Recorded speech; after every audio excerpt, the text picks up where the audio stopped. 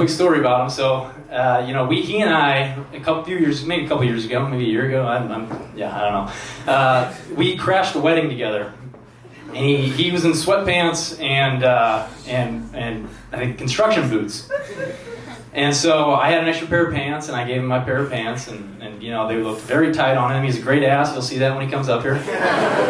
And so we crashed this wedding, and it's great. It's all going good. Everyone's loving us. We're kind of dancing, having a good time. And so eventually we exited.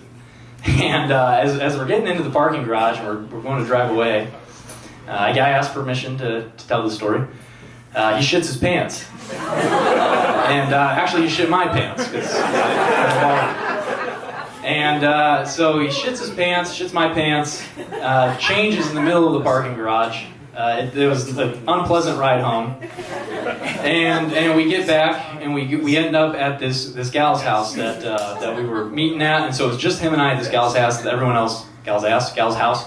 We meet up, and so we're sitting there. Everyone else is gone, and it's just him and I. And he, instead of, I don't know what the reasoning behind this was, but instead of maybe taking a shower or doing what the standard would be, he found a bar of soap and he just scrubbed his ass with it. And it was a real fancy bar of soap. It might have been $25, $30. And so he scrubs his ass with it, and then we get him some sweatpants, we go out.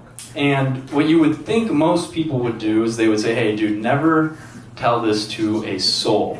And this is where this is an example of how he changed my perspective. Instead of that, he immediately told everyone that we were out with, yeah, I just shit my pants at this wedding. And so that's just one of those examples of what I watched and I saw and I took lessons on of how you don't have to be insecure in life. You can go out and be who you are and accept who you are and accept those pitfalls and accept those faults that you have and turn them into armor. As a wise midget once said, Tyrion Lannister, turn it into armor. So without further ado, I'm going to give you guys my very, very good friend, Jack Ryan.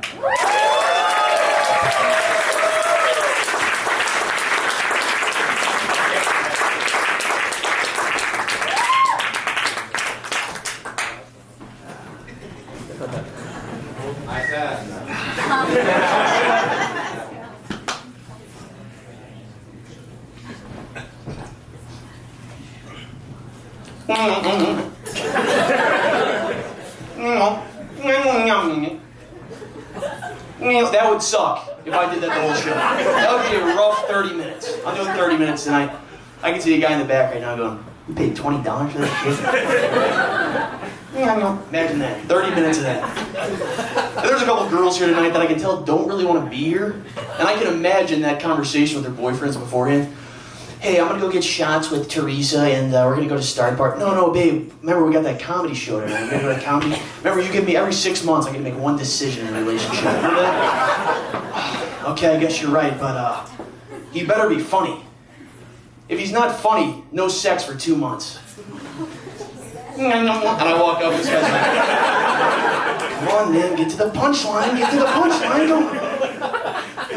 That would suck. I thought about that opener for about 3 days, believe it or not. A little crowd work tonight. Any birthdays tonight? No birthdays? Yeah. How about this? Raise a hand. Any birthdays tomorrow night? We get a raise hand? Oh, we got a couple? Wow. In particular, a beautiful lady back here. What's your name, miss? Chrissy. Chrissy?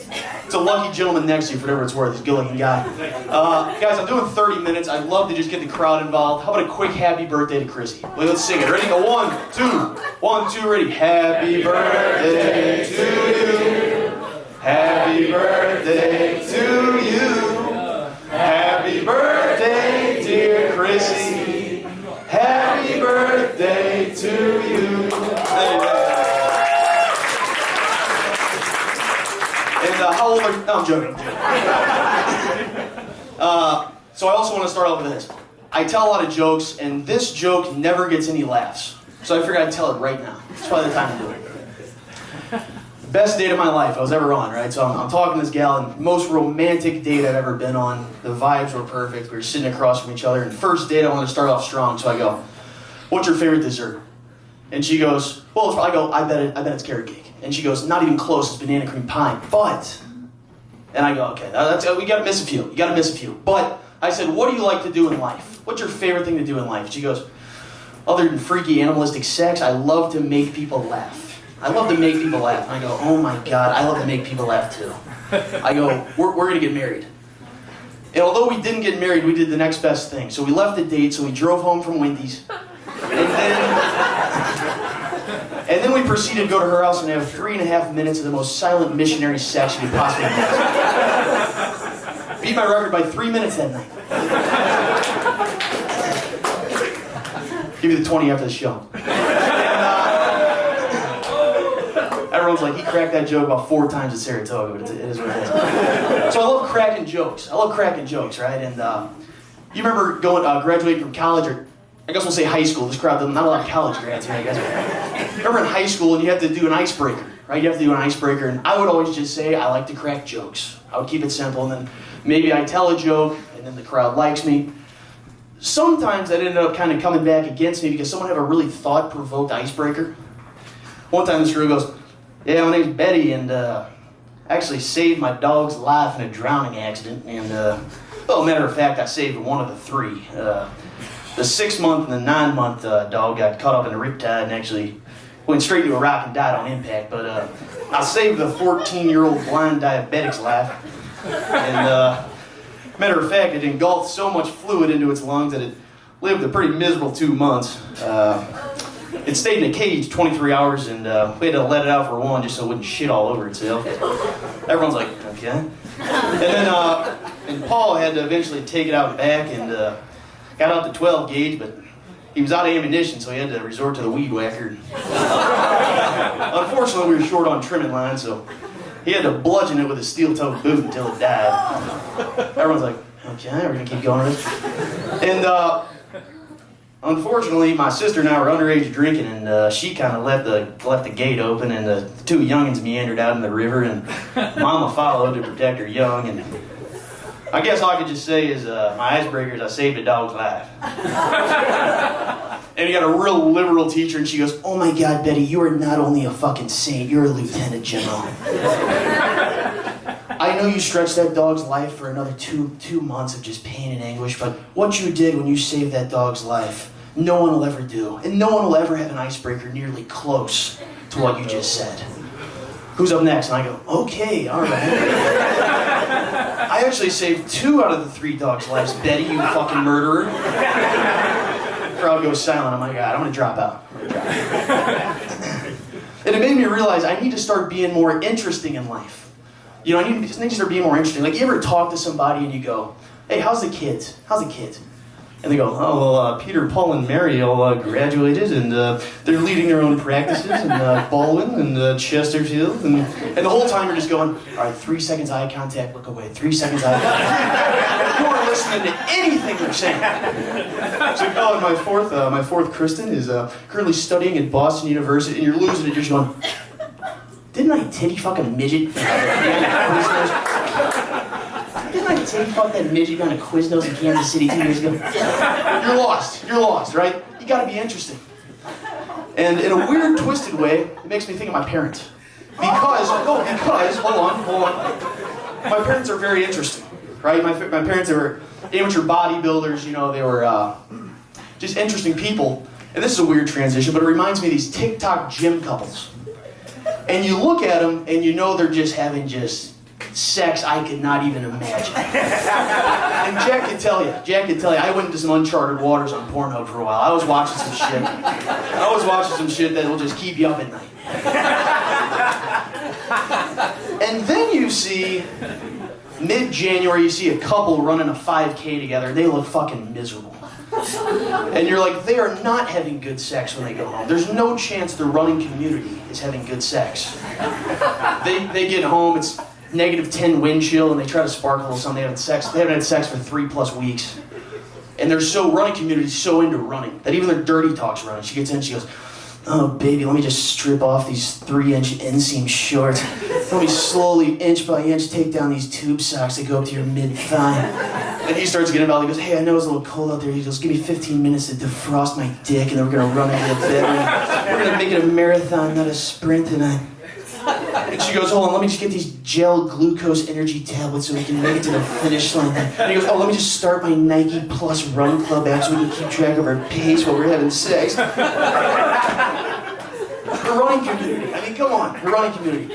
You ever heard this one? Me and my running team are gonna run a team? What, you play for the fucking New York Jets?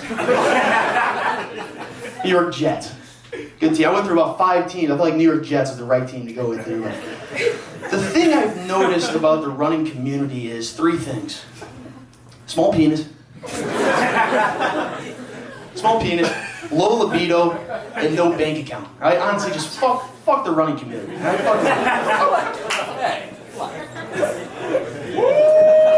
Guys, I forgot to mention I'm training for a half marathon coming up here in July. So if anyone wants to join my team, I'd be more than happy to be with you. Enough about other people's sex lives. My mom's in the crowd. She's gonna love hearing about my sex life. So we're gonna talk about that. I hit puberty at the age of 18. Jack, that makes 2 of us. We hit puberty very late. Not to expose you. And if you see me before what I look like now, it was very obvious. I'd be at a party and I'd be like, hey miss, can I have your Snapchat? No, not for you, Anyway, I found my first ever girlfriend, okay? And it happened to be a black girl, okay? And as the old saying goes, once you go black, you never go back, all right? And I was at a party and I was with some of her friends and they found out I had 4 bodies, okay? So I'd slept with 4 girls. Unfortunately, they didn't know about the 2 guys and the kid that I had sex with. Oh. Guys, I'm joking. I never had sex with 2 guys. Come on. Anyway, they said she's going to educate you on the sex life. That was a little twisted. So she said, Jack, I'm about to give you a blowjob like you've never had before. And she prepped me a day in advance. She said, you got a whole checklist, a full itinerary you need to accomplish before you're ready to receive. Go home tonight, 10 and 2 on the wheel, don't move your hands. You get home, pescatarian dinner, no beef, no poultry. The only vegetable you can eat is asparagus, slice it down the middle, undercook it, pan-seared. I go, oh, okay, all right. I'm all in. All right. Get about 7.5, 9 hours of sleep, no more, no less. Wake up, 2 eggs scrambled. 72 degrees in the car, no music, coming to my place unannounced, lay down, dick down, ass out, butt naked in the bed, and wait. And of course, being a new guy, I'm ready, you know? And I go, oh, I gotta hit her with some smooth shit. I gotta answer her with some smooth shit to make it look like I'm ready for this. So I go, whatever you tell me to do, I will do. And I go, fuck, that was probably the worst thing I possibly ever said. Trying to be all smooth, trying to be on the move. Whatever you tell me to do, I will do. And I was like, fuck, I gotta take some notes or some shit. This is terrible. So I wait. I'm there and I wait, and I wait. And then it begins. And as men can tell you, we have 3 types of erections. There's one commonly known as the half chub. Okay? And about 75% of you guys have one right now and you're planning on top. That's when you kind of bend a little bit. It's like maybe you see like a Hardee's advertisement or you see maybe Lois Griffin has a hot scene in a Family Guy episode or something. Yes, that's your half chub. That's your half chub. And then you have your run-of-the-mill random church boner, your sharpshooter. or a 7-shooter, right? Or in my case, 5.5. A 5.5 shooter. And then you have what I had in this exact moment, and men, you get 2 to 4 of these in your life. And this is what I like to call the Forrest Gump finally gets to have sex with Ginny Rick. This is literally a titanium alloy device that cannot be broken by man nor machine. It can only defeat itself. You can go to a Little League ball game, get a fastball down the middle, and get a 400 dead center with this thing. And again, the only way to overcome this is to release. And I'll leave that to you guys, but I ended up defeating it, right? And I got so caught up in the sex game at this point, right? I was like, man, this little thing we call sex, or as the Gen Zs call it, intercourse nowadays, right? And I lived at home, and she had a roommate, so we need to find a little alone time. So I go, all right, let's start planning a couple hotel dates. And I had a little discount on a La Quinta in Arnold. Say La Quinta. And I don't know if you guys know much about the city of Arnold, the town of Arnold, but the best thing I can say is compared to the city, probably produces more hockey players, probably a lot less shoplifting. So we're driving and we're on the highway, and she goes, Jack, there's a lot of Dodge Rams and I'm not really liking the looks. There's a lot of racial looks I'm getting. I don't like this. I go, baby, it's okay. And she goes, you know what, Jack? She goes, I'm gonna hear the N-word before we have sex. And I go, no, you're good. She goes, matter of fact, just to prove it, I'm not gonna have sex with you until I hear the N-word. Little did she know, we got off the exit. I text one of my buddies. I go, hey, we're off 55 in Richardson. Just make it, get the windows down. Just scream it real quick. Scream it. It's kind of fucked up. Guys, I don't play racial bias, okay? I see a white guy, I see a black guy. If I like them, I'll talk to them the same. I see a white guy I really like. Sir, you're the man. We could be great friends. I see a black guy I really like. You are the man. We could be great friends. On the other hand, if I don't like him, I'll tell him to fuck off. I see a white guy I don't like, I'll say, hey, fuck you, man. I see a black guy I don't like, I'll say, hey, take all my shit, man. Come on, don't be the fuck out of me. It's a little messed up. Probably get kicked out of here in about 5 minutes. The only time I play any sort of racial bias is when I'm getting advice about the ladies, all right? I'll ask a white guy advice, like, hey, man, I'm really struggling finding dates, and, I'm not getting many numbers on. He goes, well, me and Sharon have been together for 15 plus, and although we haven't laid in the same room for the past 13, he goes, just be yourself. Just be yourself, Jackson. All right, fuck you, man. That's probably the worst advice I could have. And then the black guy will see the exact same thing, but will drag it on for 25 to 30 minutes with kind of catchphrases. And I'm like, now we're talking. So I'll be like, hey, man, I'm struggling to find dates and all this. And he goes, hey, brother, man. He goes, sometimes in life, you just got to look at the man in the mirror. He goes, and you got to know when to make that change, man. I go, okay. He goes, you got to look at the man in the mirror. I go, okay. He goes, you got to make that change. I'm like, all right, I'm picking up on it. He goes, and if you know a girl's going to rock with you, he's like, she's going to rock with you. I'm like, okay, all right, now I'm picking up on it. He goes, once you get it, he goes, don't stop till you get it. No. He goes, come on, white boy, sing it with me. Come on, don't stop. I go, don't stop. He goes, don't stop. I go, don't stop till you get it. Trying to fit in, trying to act cool. I thought I caught on to it. I go, okay, so if we start partying and stuff, we're going to party like it's 1990. He goes, no, motherfucker, that's Prince, man. He goes, come on, that's about Michael Jackson, man. That's Prince. So he taught me a lot. And again, the power in the black man's voice, right? The power in the black man's voice.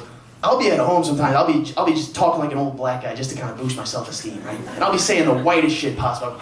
I'm gonna make some eggs over medium this morning. I'm gonna have an open-faced peanut butter jelly sandwich. I'm gonna binge watch King of Queens with Kevin James. I'm gonna take three CrossFit classes this weekend. And I gotta say, I gotta give the white man a little props. We had 2 guys that had that ability to speak and really get your attention, right? One of the 2, unfortunately, had a really high gas bill. One of the 2 speakers had a very high, had a very high gas bill. And you know what I'm talking about. I don't do a great German accent, but you can just picture him paying his utilities. He goes, water's not bad, and electric's not bad, and gas. Gas bill. Heinrich. Not very fun. The other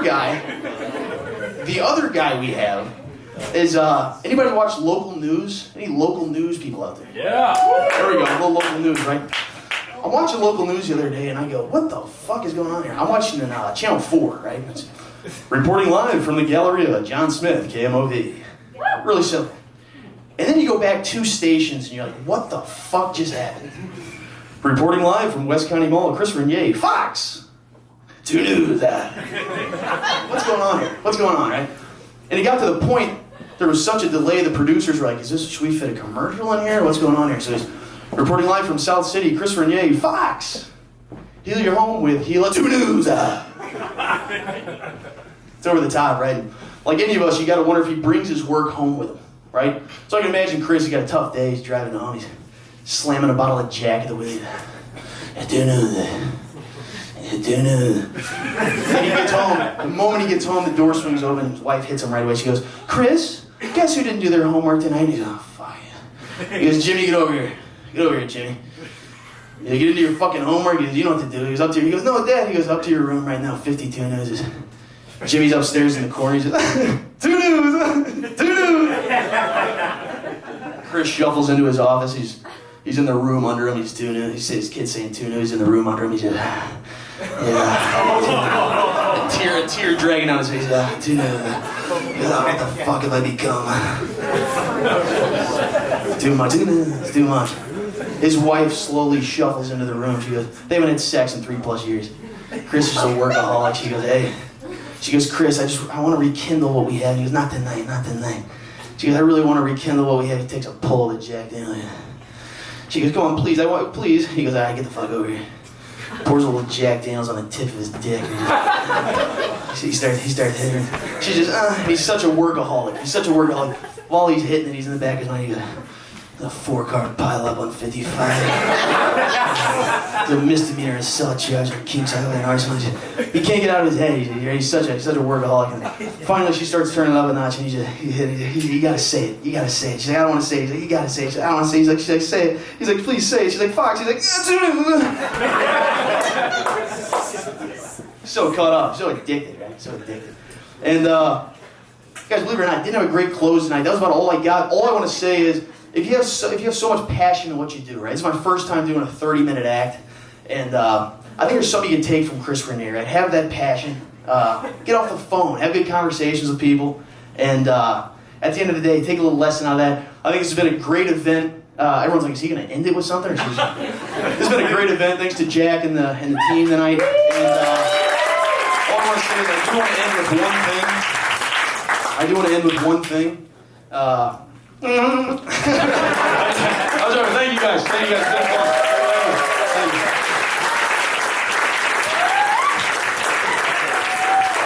One more round of applause for Jack.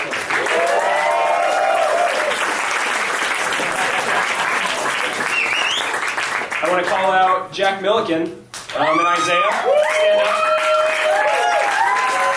A large group of guys, they did all the planning for this event tonight, or the majority of it. Guys, stand up. Listen to me. Do